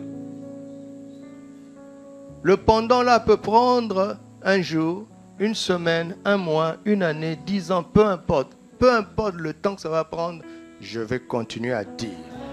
Montagne, ôte-toi de là, jette-toi dans la mer.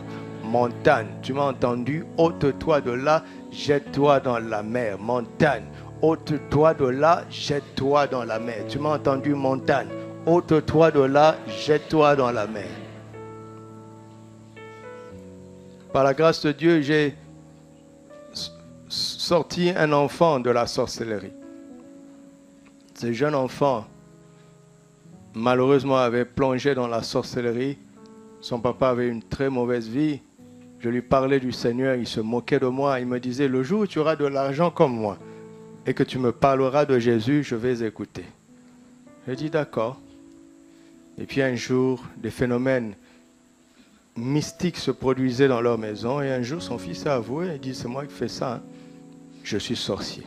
Et voici le boss qui a peur maintenant. Il m'appelle, est-ce que tu ne peux pas venir dormir à la maison? J'ai dit, pourquoi? Pourquoi? Tu as une arme, non? Il avait une arme. Hein? Autorisée, hein, à cause de son travail dans l'État. J'ai dit, tu as une arme. Tu as de l'argent.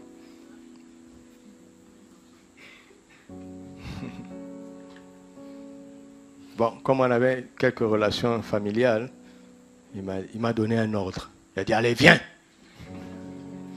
Il a usé de son doigt d'aîné. J'ai dit, d'accord, ça va être l'occasion. J'arrive, une maison de 3 chambres, chambre de garçons, chambre de filles, chambre de parents. Et il y avait un seul garçon dans cette maison, c'est le petit sorcier. Je vais dormir au salon. Il y avait un beau canapé au salon. Alors, le soir, sa femme, qui est une brave dame, dit, bon, je sentais dans ses propos 3 points de suspension, elle me laissait le choix. Je dis, non, je dors dans la chambre des garçons. C'est-à-dire, je dors avec le sorcier. Le soir, j'arrive, je m'assois, je rends grâce. Seigneur, merci pour la journée. J'ai eu une longue journée, j'étais à la fac. C'était très difficile, les transports et consorts. J'étais vraiment fatigué. Donc, je rends grâce, je m'allonge, j'éteins la lumière. Et puis le petit me dit, tu dors? J'ai dit oui. Il dit, mais tu n'as pas prié? J'ai dit, tu as besoin que je prie? Il n'a pas répondu. Quelques minutes, tu dors? J'ai dit oui. Il dit, donc tu n'as pas peur de moi? Je lui ai dit, j'ai une raison d'avoir peur.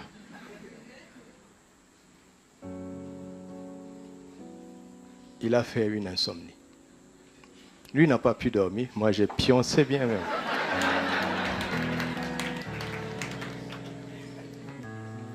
Et on a commencé à travailler le matin. Il dit, mais pourquoi tu n'as pas peur de moi? Oui, il a besoin qu'on ait peur de lui. Je lui dis, mais celui qui est en moi est plus grand que toi, tu le sais, tu vois, tu n'as pas dormi de la nuit. Une voiture neuve qui ne roule pas. Tous les jours, il y a des pannes. Regarde ce que le petit m'a dit. À chaque fois qu'on m'envoie, quand je parle, je dis à la voiture, tu ne rouleras pas. Je dis, c'est tout ce que tu fais. Il dit, c'est tout ce que je fais. Il n'y a aucune amulette dans sa chambre, il n'y a aucun cordon autour de sa hanche, rien. Un sorcier intello. Rien. Il n'y a pas une plume, rien. Moi-même, j'étais en train d'apprendre des choses. J'ai dit, c'est tout ce que tu fais? J'ai dit oui. Alors, moi aussi, la nuit, je lui ai dit, tu ne voleras pas. Et je dors. Plus de réseau. Il ne peut pas entrer en contact avec ces gars. Moi aussi, j'ai parlé. Finalement, on l'a conduit à Jésus et on l'a amené chez un pasteur. Je n'étais pas pasteur. Juste la parole. Mais en sachant qui tu es. Alléluia. Et ça arrive. Depuis que tu as parlé, c'est en route. Ne doute pas. Tu le verras s'accomplir. Amen. Ça, c'est pendant. Maintenant, après, quand tu l'as vu s'accomplir, on va approfondir ça jeudi parce que ça a pesé très lourd sur mon cœur. Après. Vous comprenez? C'est pourquoi je vous le dis. Je veux m'arrêter là, mais je veux juste que vous compreniez où on va. En fait, pour le Seigneur, le but, ce n'était pas de démontrer ça. Mais ce qu'on allait apprendre et faire avec la démonstration de la foi. Regardez, la démonstration de la foi de Dieu a eu lieu en Genèse 1. Mais si l'histoire s'arrête en Genèse 1, l'homme serait un barbare, n'est-ce pas? Pourtant créé à l'image de Dieu. Il n'aurait pas de but sur la terre. Oui ou non? Il est créé. Dieu a dit que créons l'homme à notre image, selon notre... Il est créé. Il serait un barbare sur la terre. C'est Genèse 2 qui prend un sens, où on montre que Dieu n'avait pas fait pleuvoir sur la terre. Pourquoi? Parce qu'il n'y avait point d'homme pour le cultiver. Autrement dit, à chaque fois que Dieu veut faire quelque chose, il cherche, est-ce que j'ai un collaborateur humain qui va valoriser, préserver, multiplier, perpétuer mon œuvre? Quand je veux déplacer une montagne, est-ce qu'il y a un collaborateur humain qui va prendre les principes et faire en sorte que le surnaturel devienne naturel? Faire en sorte que dans sa lignée, on les reconnaisse comme des déplaceurs de montagnes. Par leur langage générationnel, un langage de foi générationnel. Mais le verset 24 est puissant. Parce que c'est le but de la foi de Dieu sur la terre. Tu peux être quelqu'un, un homme, une femme de foi qui déplace les montagnes, mais rempli de haine, rancunier, ne pardonne jamais.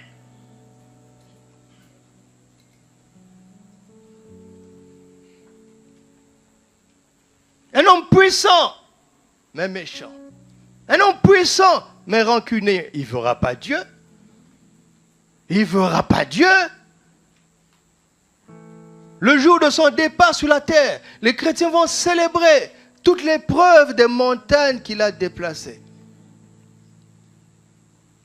Alors qu'il a brimé les gens, il n'a jamais pardonné. Il était devenu tellement puissant, tellement important. Il a brisé des gens. Il a déplacé les montagnes, il a brisé les gens. C'est les humains qui vont le célébrer ici. Il croupit en enfer. Dieu ne nous a pas donné la foi pour qu'on se perde. Le juste vivra par la foi, c'est pour sauver d'abord. Vous m'entendez? Après ça, après ce mois, où nous sommes rassasiés des paroles de nos bouches, qu'est-ce qu'on va faire?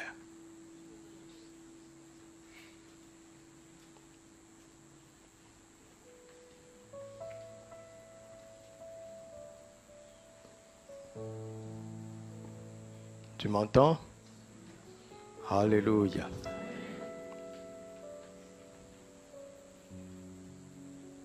Baissons la tête.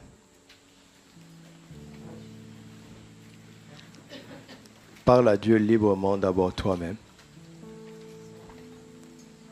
Après, je vais nous faire proclamer certaines paroles. Et on va s'arrêter là comme ça pour aujourd'hui.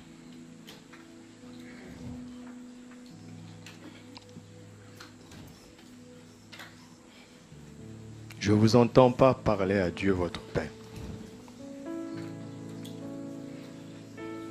Excellent Père, nous te remercions.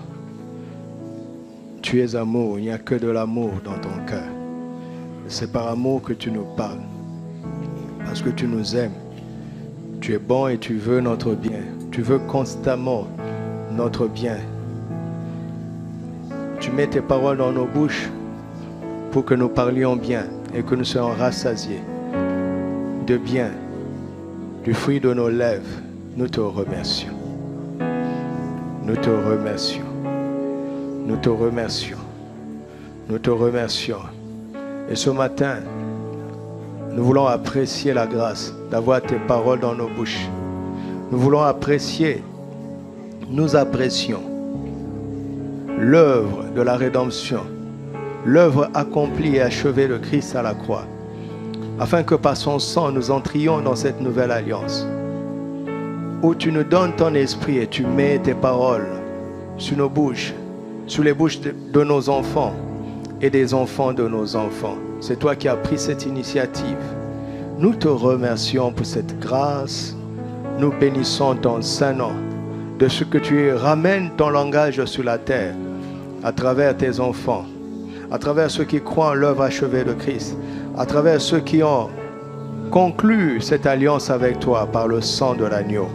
Nous te remercions parce que nous sommes le peuple de la nouvelle alliance. Nous sommes tes enfants et tes paroles sont sur nos bouches. Parce que nous les croyons dans nos cœurs et nous pouvons les dire avec efficacité, comme si c'était toi-même qui parlais. Tu parles au travers de nos bouches, tu parles en nous et au travers de nous. Nous te remercions, nous te remercions.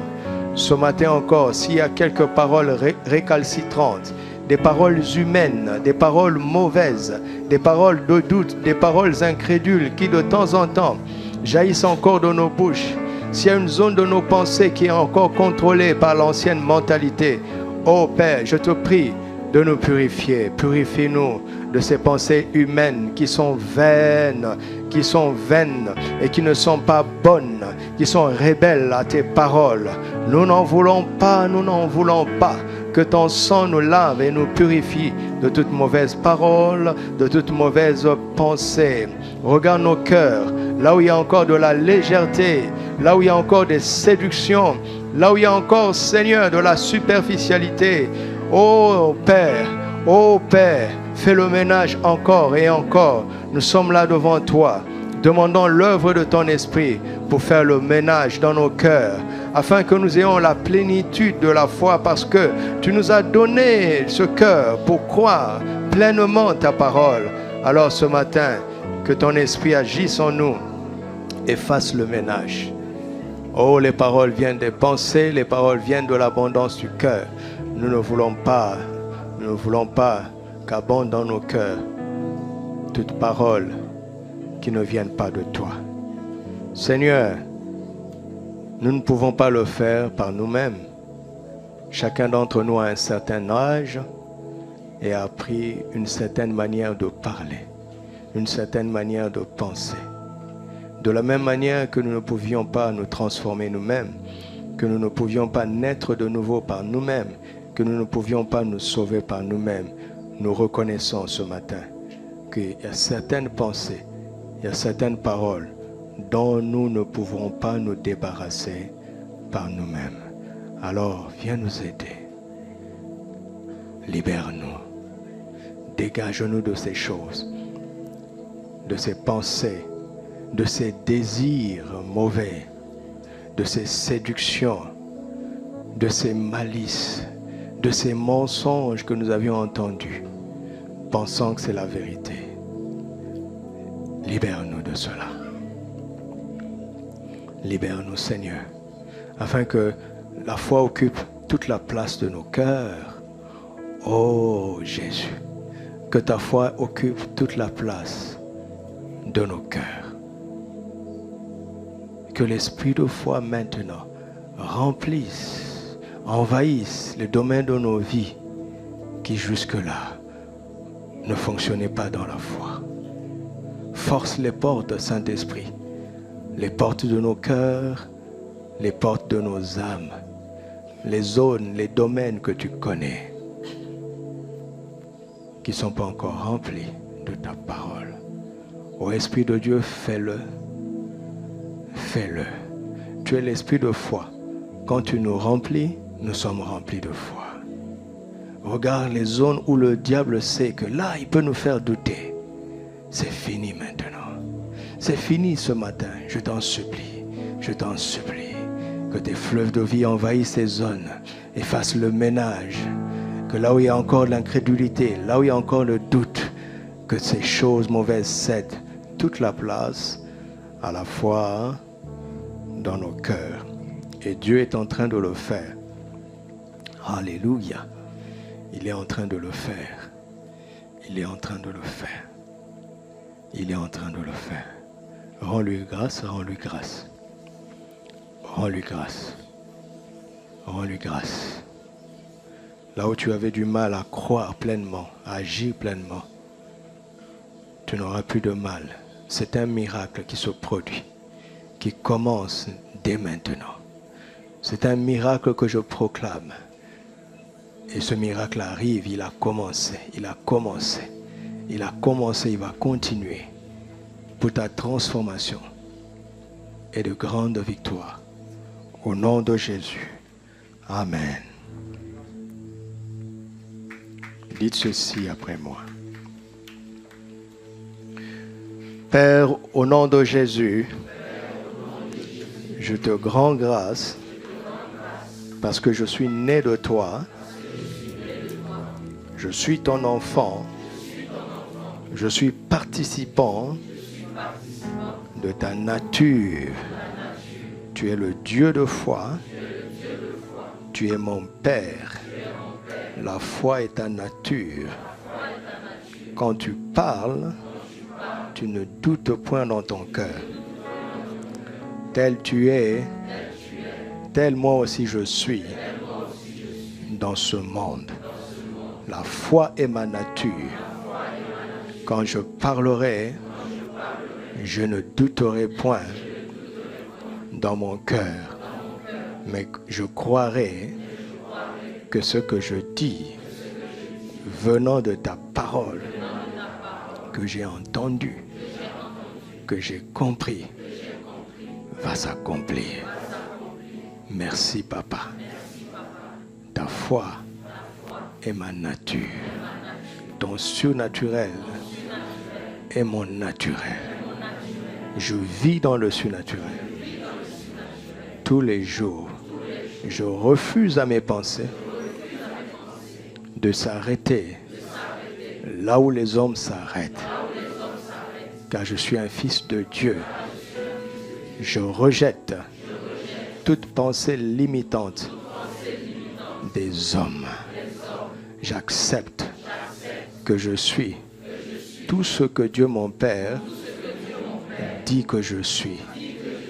Et je ferai tout ce qu'il dit que je ferai. Alléluia. Parce que je suis son enfant. Père, au nom de Jésus, accorde-moi la grâce de ne plus jamais me limiter à écouter ta parole. Je veux aller plus loin, l'entendre et aller encore plus loin, la comprendre, la prendre avec moi et rejeter tout ce qui n'a plus lieu d'être dans un cœur qui a reçu la foi. Je dis à mon cœur, tu ne dois plus douter. Je dis à mon âme, tu n'es pas pour la séduction. Tu n'es pas pour des soucis de ce siècle. Quand les difficultés arrivent, tu auras le discernement que ce n'est pas à cause de toi, mais à cause de la parole que tu as reçue. Et comme personne ne peut vaincre la parole, personne ne pourra me vaincre parce que j'ai reçu la parole. Je dis ce que Dieu a dit. Je continue de le dire. Et je sais que le miracle a commencé. Bientôt, je verrai et le monde verra la gloire de Dieu dans ma vie. Je suis un déplaceur de montagnes. Je suis un déplaceur des montagnes par les paroles de ma bouche. Je ne crains plus les montagnes. Je ne crains plus les problèmes. Je ne crains plus les circonstances. Je ne crains plus les hommes. Je ne crains plus le diable, quelle que soit sa ruse. J'ai autorité sur lui dans le nom de Jésus. Amen.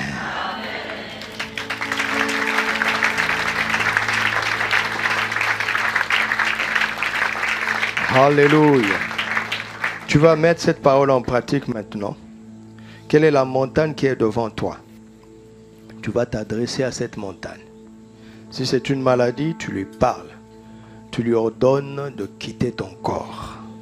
Tu m'entends? Si c'est une difficulté professionnelle, tu parles à cette difficulté. Tu lui ordonnes de fléchir maintenant.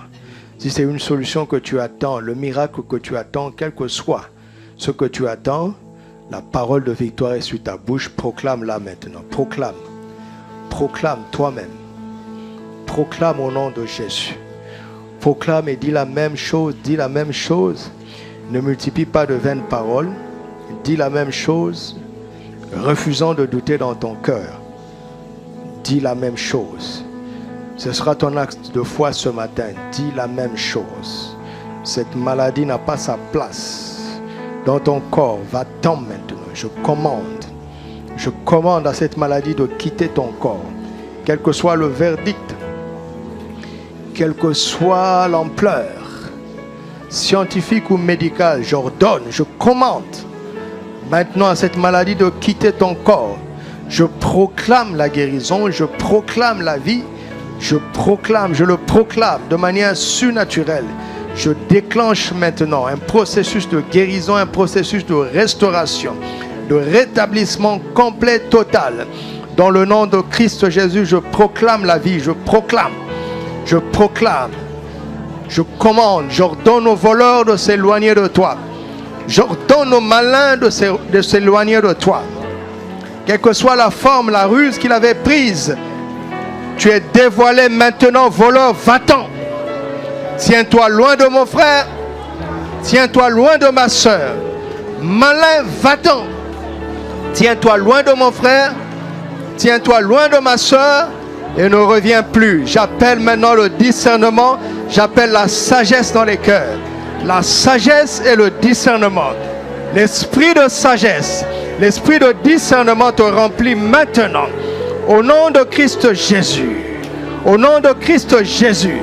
Esprit de sagesse, esprit de discernement, esprit de révélation pour connaître Christ. Remplis mon frère, remplis ma soeur, au nom de Jésus. Que les paroles de foi remplissent vos cœurs maintenant. Et que de l'abondance de vos cœurs, vos bouches puissent parler maintenant. Il y a des paroles qui jaillissent de ta bouche. Dis-les maintenant, proclame-les. Des paroles auxquelles tu n'as pas pensé, elles jaillissent comme ça. Proclame-les. Proclame-les, proclame-les. Tu es la bouche qui va dire la parole de Dieu ce matin. Tu es la bouche qui doit dire la parole de Dieu tous les jours. Afin que l'ordre de Dieu revienne là où il t'a placé. Au nom de Jésus, mets ta main sur ton sein maintenant. Cette foi devient transmissible. Ces paroles de foi deviennent transmissibles. Alléluia. Alléluia. Fais appel à l'alliance, à la nouvelle alliance dans le sang de Jésus. Alléluia. Parle sur ta descendance. Parle sur ta postérité maintenant. Parle, parle, parle, parle. Parle la parole de Dieu sur ta descendance, sur ta postérité, sur ta progéniture. Présente ou à venir, parle, parle. Au nom de Christ Jésus.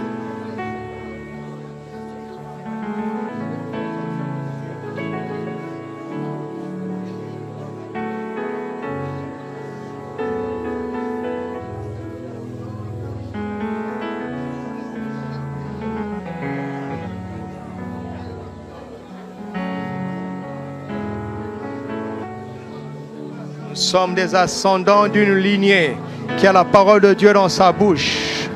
Ma bouche parlera la parole de Dieu. La parole de Dieu ne se retirera pas de ma bouche. La parole de Dieu ne se retirera pas de la bouche de mes enfants. La parole de Dieu ne se retirera pas de la bouche des enfants de mes enfants. Je suscite une lignée qui parle la parole de Dieu. Une lignée qui parle la parole de Dieu. Une lignée, une ethnie qui parle la parole de Dieu. Une grande famille qui parle la parole de Dieu. Tel est notre héritage en Christ Jésus. Alléluia. Alléluia. Une lignée de foi. Une lignée de vie. Une lignée qui parle vie, qui ne parle pas la mort. Une lignée qui parle vérité, qui ne parle pas réalité. Une lignée qui parle foi, qui ne parle pas incrédulité, qui ne parle pas doute. Une lignée qui parle la sagesse de Dieu, qui ne parle pas la folie des hommes. Une lignée qui parle la puissance de Dieu, qui ne parle pas la faiblesse des hommes. Une lignée qui parle l'abondance et qui ne parle pas le manque. Une lignée pleine d'espérance, qui ne parle pas le désespoir, qui ne parle pas l'inquiétude. Oh, une lignée d'adorateurs, dont les paroles honorent le Seigneur. Une lignée qui ne parle pas mal aux oreilles de Dieu son Père. Une lignée dont les paroles glorifient Jésus. Telle est mon histoire. Telle est notre histoire.